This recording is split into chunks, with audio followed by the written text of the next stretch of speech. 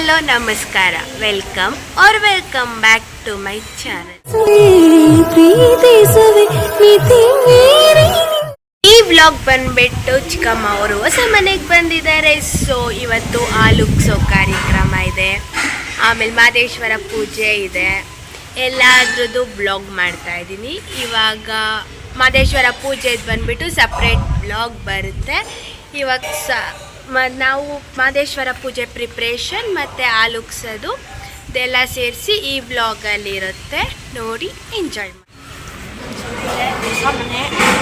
ಜೋರಾಗಿ ಹೇಳಿದ್ರೆ ಜೋರಾಗಿ ಕೇಳಿಸುತ್ತೆ, ಇಲ್ಲ ಅಂತಂದರೆ ವಾಯ್ಸೇ ಚೆನ್ನಾಗಿದೆ. ಹೊಸ ಮನೆ, ಸ್ವಲ್ಪ ಫ್ರೇಮಿಗೆ ಬನ್ನಿ. ಆ ಕಡೆ ಪಾರ್ಕು, ಕೆರೆ, ತಣ್ಣು ಗಾಳಿ ಬೀಸುತ್ತೆ.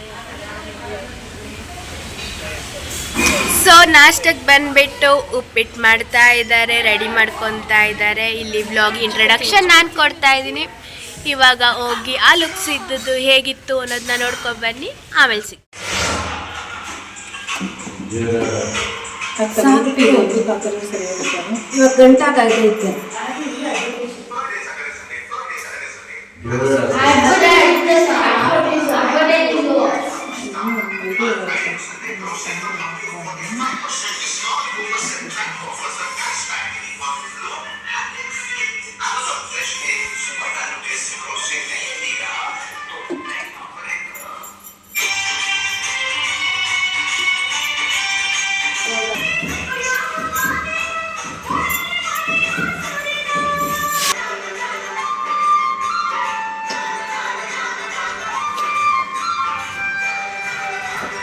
ಯಾವಾಗ ಕರೀಲಿ ಎಲ್ಲಾದರೂ ಯಾವಾಗ ಕರೀಲಿ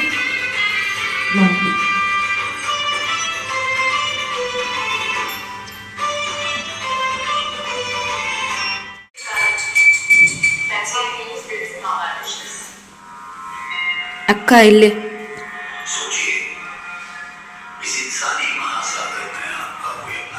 ಆಯ್ತಾ.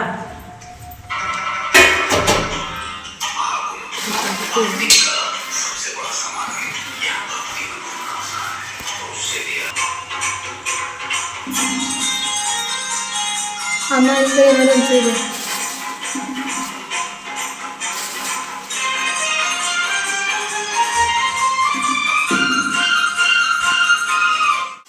ಇದೆಲ್ಲ ಇರ್ತೀರಾ, ಹೆಚ್ಚಾದ್ರೂ ಇರ್ತೀರಾ.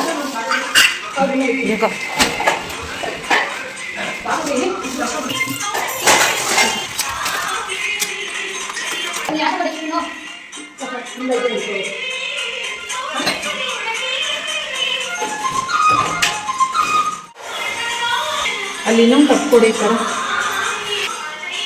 ಇಲ್ಲಿ ನಮ್ಮ ಕೈ ಕೊಡ.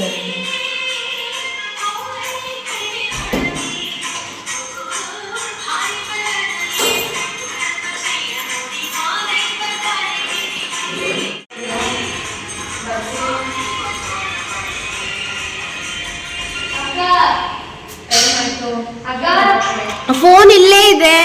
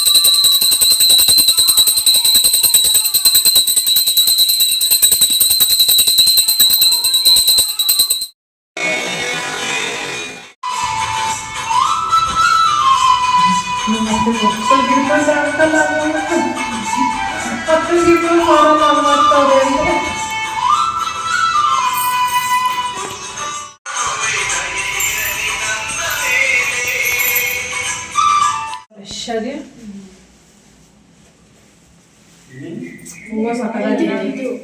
ಹೂಕ್ಕೆ ದೃಷ್ಟಿ ಆಗೋಂಗಿಲ್ಲ. ಎಲ್ಲ ಕುಡ್ಕುಡಿ ಹುಷಾರು.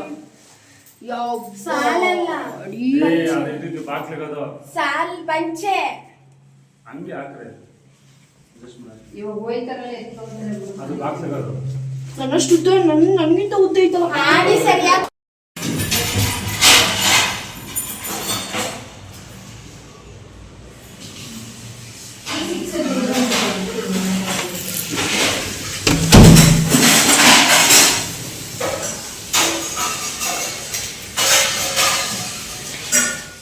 ಇವಾಗ ಬಂದ್ಬಿಟ್ಟು ಸಾಮಾನೆಲ್ಲ ಅಂದರೆ ಪೂಜೆಗೆ ಅಡುಗೆಗೆ ಏನೇನು ಸಾಮಾನು ಬೇಕು ಅದನ್ನೆಲ್ಲ ತಂದು ಮನೆಗಿಟ್ಟು ನಾವು ಇಲ್ಲೇ ಇದ್ದೀವಿ. ಬೆಳಗ್ಗೆ ಎಷ್ಟೊತ್ತಿಗೆ ಅಂದರೆ 5 ಗಂಟೆಗೆ ಮನೇಲಿ ಪೂಜೆ ಎಲ್ಲ ಮುಗಿಸಿ ಬಂದು ಇನ್ನೂ ಇಲ್ಲೇ ಇದ್ದೀವಿ.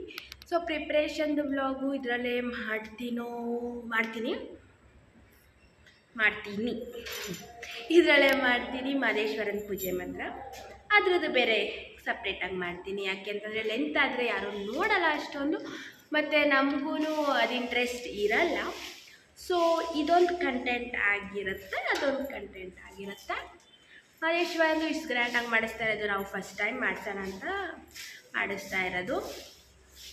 ಸೊ ನೆಕ್ಸ್ಟ್ ಡೇ ಹೇಗಿರುತ್ತೆ ಅಂತ ಗೊತ್ತಿಲ್ಲ. ನಾಷ್ಟ ಎಲ್ಲ ಮುಗಿಸ್ಕೊಂಡು ಸ್ವಲ್ಪ ಕೆಲಸ ಎಲ್ಲ ಮುಗಿಸಿ ಇದ್ದೀವಿ. ಎಲ್ಲರೂ ಹೊರಗಡೆ ಹೋಗಿದ್ದಾರೆ. ಇನ್ನೂ ಹೋಗಿ ಸಂಜೆಗೆ ಮನುಷ್ಯನ ಪೂಜೆಗೆ ಸರಿ ಹಾಕೋಣ ಅಂದ್ಕೊಂಡಿದ್ದೀನಿ. ಅದೂ ಯಾವ ಟೈಪ್ ಹಾಕ್ತೀನಿ ಹೇಗಿರುತ್ತೆ ಅಂತ ತೋರಿಸ್ತೀನಿ. ನಾನು ಈ ಡ್ರೆಸ್